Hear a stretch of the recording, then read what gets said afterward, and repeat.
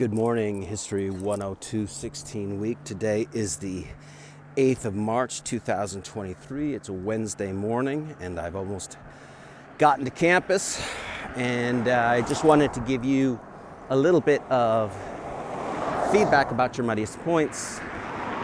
I picked out one that represented questions a number of you had, and it went like this. The muddiest point from the textbook reading was understanding how the United States felt towards regions such as Latin America and the Caribbean when forming the open door policy with China. I got a better understanding of this after watching the video linked to the discussion, as well as reading the secondary and primary sources. Excellent, that's what you're supposed to do. I thought the textbook was vague on this. Okay, good point. You're not going to find a line or two in the textbook that tell you exactly what to think. That's kind of the idea here, is to dig deeply into the material and, using the evidence available to you, try and figure it out. Here's how I would summarize it for what it's worth.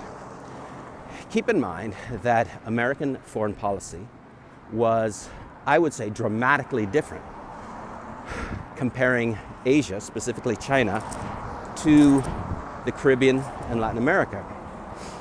In China, in Asia, America was basically late to the party. Other European powers and the Japanese were already trying to divide up China for themselves, right? Taking over specific regions in order to create markets for their manufactured goods and also to extract resources to feed their industrial economies at home. So America's late to the party. And the Americans realized, look, if we let these European powers and the Japanese take over specific parts of China for themselves, tear China apart, we're not going to get a piece of the pie, right?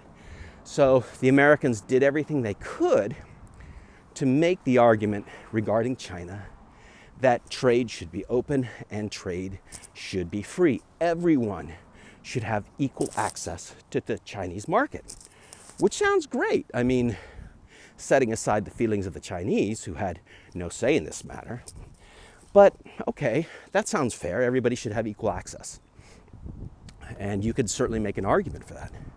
The thing is, when it came to America's backyard, Latin America and the Caribbean, Americans had a very different point of view. They said, well, free trade, equal access is cool in Asia, but here in our backyard, nah, this is America's business, right? The Europeans have no place here. The Monroe Doctrine says that the New World is no longer open to colonization and exploitation by outside powers, and we are going to enforce the Monroe Doctrine. So essentially, they have one policy for China and one policy for Latin America. Why? Because America already had their foot in the door in the Caribbean and Latin America. The last thing they wanted was to encourage more economic competition from European powers.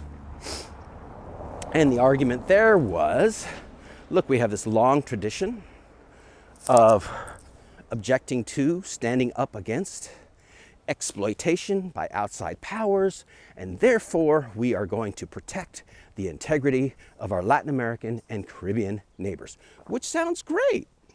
Okay, we can peel back the complexities there. Why was America doing this? But it's worth recognizing that the policies are very different, and they don't really pretend to try and harmonize these policies, right? They pursue these policies, these very different policies, based on what is in America's best economic interests, right? They need equal access to the Chinese market, but they want to keep the Europeans out of the Caribbean and Latin American market. And so if you're looking for some kind of harmony between these two positions, there really is none. It's just whatever best serves American economic interests in that particular region.